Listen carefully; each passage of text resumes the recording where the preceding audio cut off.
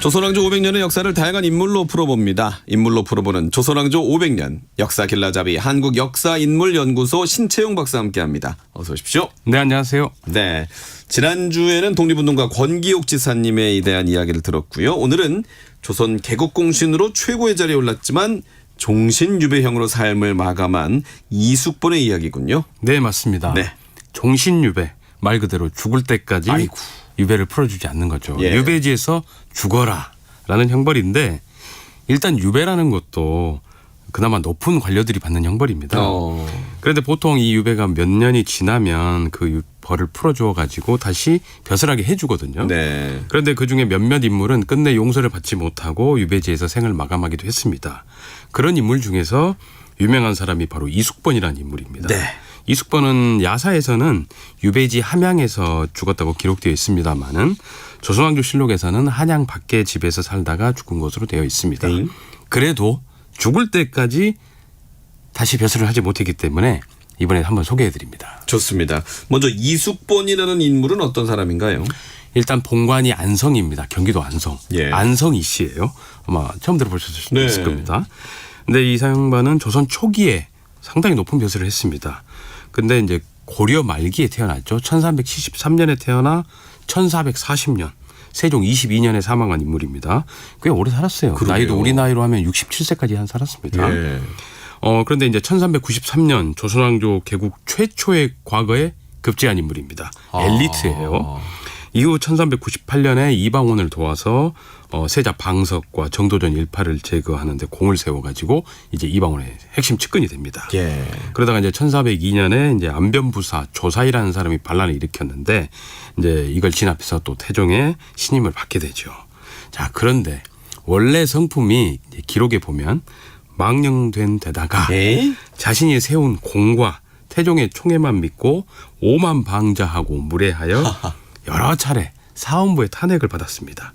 결국 벼슬과 자귀를 박탈당하고 경상도 함양에 유배되었고 이후에도 끝내 죽을 때까지 다시 벼슬을 받지 못하고 죽은 인물입니다. 아, 그렇군요. 조선 최초의 과거 급제자이자 태종 이방원의 최측근이었지만 결국은 인물이 따라주지 못해 결국 종신유배라는 비극적인 결말을 맞게 된 건데, 근데 재미있는 사실이 성이 다른 형제들과 자랐다고 하는데 맞나요? 네, 맞습니다. 예. 일단 이숙본의 어머니가 영양남씨였어요. 예. 영양은 경상북도 영양입니다. 거기를 본관으로 하는 남씨가 영양남씨인데 이 여인이 앞서 결혼을 했던 여인이었어요. 오? 첫 번째 남편이 칠원윤 씨 가문의 윤공이라는 사람이었습니다. 예. 그래서 이 남씨 부인은 윤공과의 사이에서 두 아들 윤자량, 윤자당을 낳았어요. 자, 그런데 남편 윤공이 일찍 사망하자 두 아들을 데리고 안성희 씨, 이경이라는 사람과 혼인해서 이숙본을 낳은 겁니다. 오, 아니 그러면 재혼을 했다는 얘기인데 여성 재혼이 그때도 가능했었나요? 네, 이숙본이 태어난 시기는 고려 시대입니다. 고려 사람들이 조선을 세운 거죠. 예. 이 시대에는 여성들이나 남성들이 재혼하는 것이 그렇게 흠이 되던 시대가 아니었어요. 고려는 아직 불교 사회였습니다. 유교 이념이 자리 잡기 전이었죠. 이런 생활 습관이나 어떤 가치관은 조선 초기에도 이어집니다. 그래서 현존하는 가장 오래된 족보 1476년에 간행된 안동권 씨 성화보에 보면은 이 안동권 씨 여인들 중에 재혼한 기록이 그대로 실려 있어요. 예. 특히 딸이 재혼했으면 재혼한 사위를 후부 뒤후자 지아비 부자를 써서 기록했거든요. 즉 재혼한 남편을 뜻해요. 재혼한 사위. 자, 이렇게 공식적으로 족보에 재혼을 기록할 만큼 재혼이 그렇게 흠이 되던 시대가 아니었던 겁니다. 그렇군요. 자, 어찌됐든 이숙본의 어머니 남씨는 이렇게 새로 시집을 와가지고 예. 이숙본과 동생 이중본을 낳은 겁니다. 그러면 그 배다른 형제들이잖아요. 아니요, 아버지가 다른 형제들이죠. 배는 같죠. 그렇죠. 배는 같습니다. 배는 같죠. 그렇죠. 네. 아버지가 다른 형제들과 관련해서 좀 에피소드가 있나요? 네, 일단 야사인 연려실 기술이라는 책에 보면은 재미난 얘기가 나와요. 어머니 남씨가 젊었을 때 이제 그 당시 편이죠. 과부가 되어가지고 함양에 살고 있었는데, 예. 자, 남편이 일찍 사망하자 이제 자신의 삶이 고단할 거 아니겠습니까? 예. 자, 이럴 때 이 시대 여인들은 항상 가끔 내 운명이 어떻게 될 건가 궁금해가지고 점집을 찾아가기도 합니다. 네네네.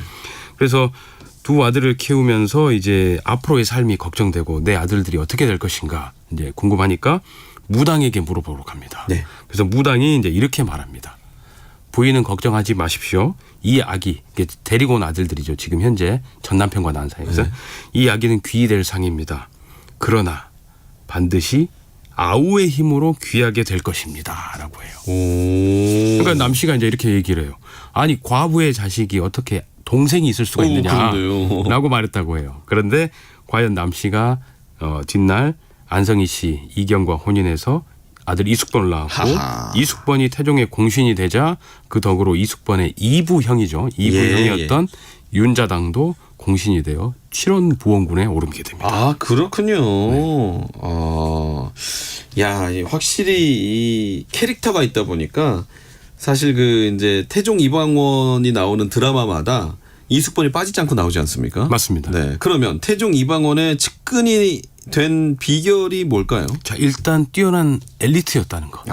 자, 당시 대권을 노리던 이방원에게는 인재들이 필요했습니다. 브레인들이 필요하죠. 그렇죠. 군인들도 필요하지만 브레인도 필요합니다.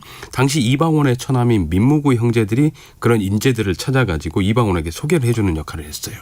그래서 이숙번은 민무구 형제의 주선으로 이방원을 만나게 되었을 때 이방원이 이렇게 물어봤답니다. 이숙번에게.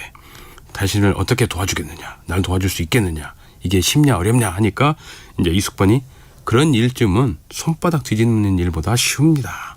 자, 이미 벌써부터 이 가벼운 어떤 처신이 보이죠. 예. 이렇게 패기 있는 대답을 해가지고 이방원을 만족시켰다고 전해져요.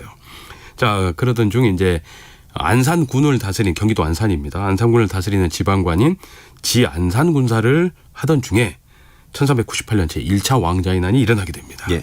이때 이숙번은 이방원을 도와서 이제 경복궁으로 자신의 병력을 출동시킵니다. 그러면서 정도전 일파를 제거하는데 공을 세워서 당시에 이제 공신이 정사공신인데 정사공신 2등에 오르게 되고 오늘날 대통령의 비서실 성격을 띤 바로 승정원. 네. 승정원의 우부승지에 오르게 됩니다. 예. 다 시골의 지방관에서 단숨에 청와대로 들어간 거예요. 아, 그렇네요. 이후에도 이숙번은 이제 이방원의 핵심 측근이 돼가지고 2차 왕자의 난에 또 참여를 합니다. 그러면서 또 공개되고 이후 여러 차례 일어난 반란들을 진압하면서 더욱 승승장구하게 되는 거죠. 네.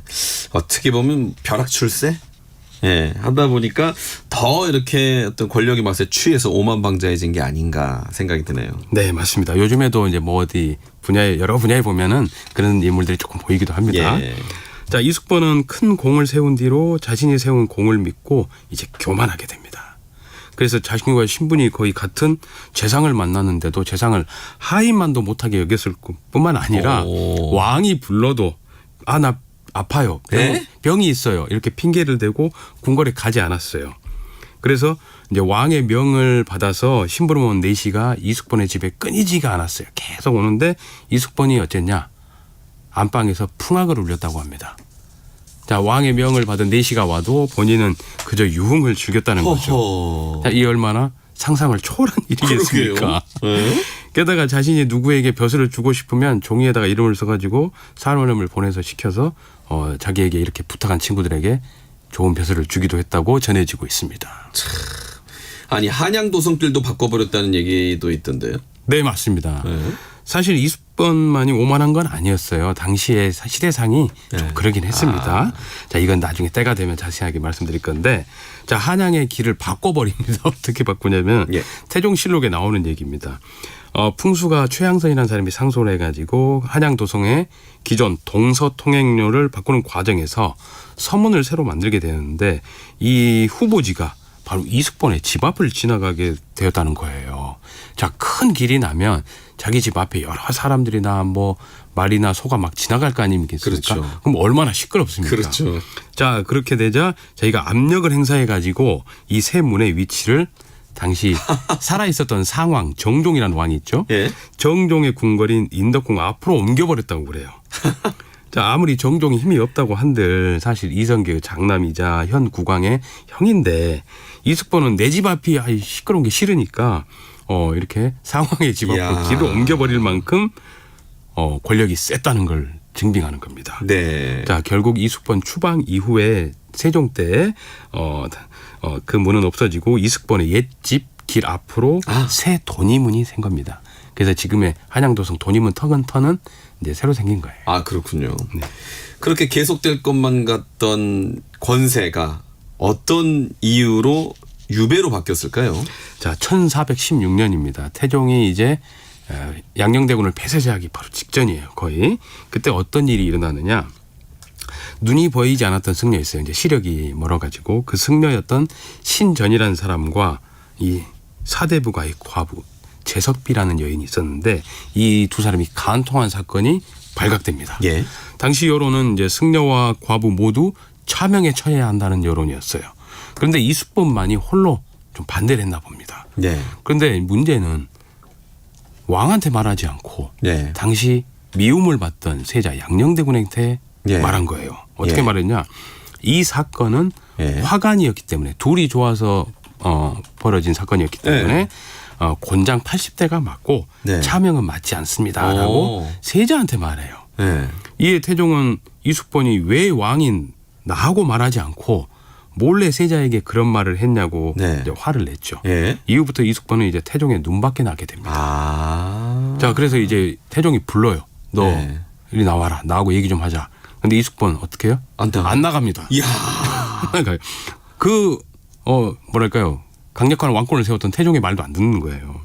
왕이 불러도 병을 핑계대고 나오지 않고 계속 이게 이어지자 태종은 이제 진짜 이숙본을 내칠 것을 결심하게 됩니다. 예. 이게 바로 양녕대군 폐쇄자 사건과 이어지게 되는 거예요. 그렇군요. 예. 그래서 세자 양녕대군에게 주색을 제공하다가 유배간 구종수 형제들이 있는데 네. 이 구종수 형제들이 또 이숙본한테 편지를 보냅니다. 이 내용이 별로 좋지 않은 거였죠. 이게 또 발각돼 가지고 결국 태종은 이숙본을 외가인 경상도 함양으로 추방해 버렸습니다. 예. 그러면 이숙본은 내내 경남 함양에서 생을 마감했는지 아니면 그 잠깐 뭐 한양 한양, 예. 밖에 있었다고도 하셨어요? 맞아요. 원래대로라면 네. 태종이 이숙본은 죽을 때까지 풀어주지 말아라 유배지에서 했는데 이제 이런 일이 생깁니다. 세종대왕이 아버지 태종의 왕릉인 헌릉 있죠. 네. 헌릉에 비석이 있습니다. 그 비석에는 비문이 새겨져 있는데 네. 그 비문에 어떤 내용이 있느냐. 왕자의 난을 언급한 내용이 있어요. 이제 그걸 기록을 해야 되는데 네. 당시 세종 때 이제 세종 자신도 매우 어렵고 당시 그 일을 겪었던 사람들이 모두 늙거나 죽었어요. 네. 기억하는 사람이 별로 없다는 겁니다. 자, 근데 이숙본은 아직 죽지 않고 그 일을 직접 가담한 사람이었기 때문에 다 기억하고 있어요. 그래서 세종대왕은 이숙본이 필요하다. 네. 이숙본을 불러 올려라. 예. 해가지고 드디어 궁궐에 올라오게 됩니다. 예. 자, 그런데 이때 좀 마음을 바꾸고 예의 바르게 행동했다면 다시 벼슬을 했을지도 모르겠지만 예. 이 오만방자한 성격은 바뀌지 않았던 것 같습니다. 아. 그래서 그 훌륭한 세종대왕도 이숙본의 유배를 풀어주진 않았어요. 예. 당시 이숙본이 근데 병을 앓고 있었고 예. 66세의 좀 늙은 나이였습니다. 당시로서는 매우 늙은 나이예요. 예. 예. 그래서 실록에 보면은 그냥 한양 집 밖에 살게 해라라고 나와요. 예. 그게 공식 기록입니다. 예. 자, 어찌되었든 유배는 풀리진 않은 겁니다. 네. 그리고 다시 벼슬을 받지 못했어요. 아. 자, 재능은 이렇게 뛰어난데 덕이 매우 부족한 인물이 네. 바로 이숙본이라고 할 수가 있겠습니다. 그렇군요. 참, 뭐 역사에 뭐 만약은 없지만 좀 잘했더라면 어땠을까라는 생각도 드는 대목이네요. 맞습니다. 이 사람의 유적지가 예. 바로 경기도의 아주 한복판에 있습니다. 아. 시흥시에 네. 무랑호수라고 있어요. 옛날에 무랑도시라고 예, 불렸던 예. 그쪽이 산현동인데 예. 거기에 가면 이숙본의 묘가 남아 있어요. 오. 자, 근데 특이한 게 예. 바로 고려 말 조선 초의 양식이 남아 있습니다. 예. 그러니까 한 500년도 더 된 예. 이 매장 문화재가 있다는 거예요. 아. 우리가 보통 묘를 보면 묘가 봉분이 동그랗죠. 예. 그런데 고려 말 조선 초의 양식은 직사각형입니다. 그렇군요. 그리고 볼만한 문화재도 있기 때문에 네. 뭐 무랑호수 가보면 예. 근처에 있기 때문에 방문해 보는 알겠습니다. 것도 좋습니다. 앞서 그 정종이 맏아들이라고 하셨는데 정종한테 형이 있지 않았었나요? 거의 맏아들 격이었다는 거죠. 정종의 형이 방우라고 있었습니다. 예, 예. 진안대군인데 예. 그 왕자는 장남인데 예. 조선 개국에 반대했어요. 그래서 고향인 함흥에서 그냥 조상님 제사만 지내고 있었습니다. 알겠습니다. 인물로 풀어보는 조선왕조 500년 한국역사인물연구소 신채용 박사였습니다. 잘 들었습니다. 고맙습니다.